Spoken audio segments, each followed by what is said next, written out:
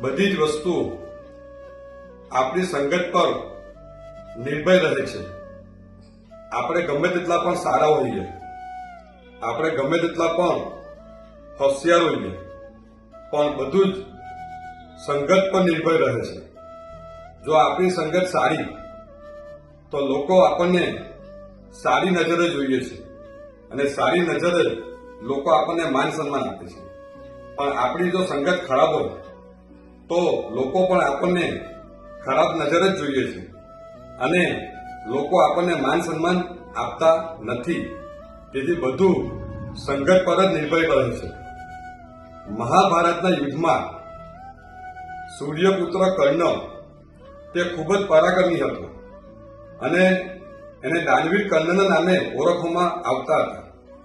છતાં પણ સૂર્યપુત્ર કર્ણએ મહાભારતના યુદ્ધમાં કૌરવોને સહકાર આપ્યો અને એ દુર્યોધનની સાથે રહ્યા।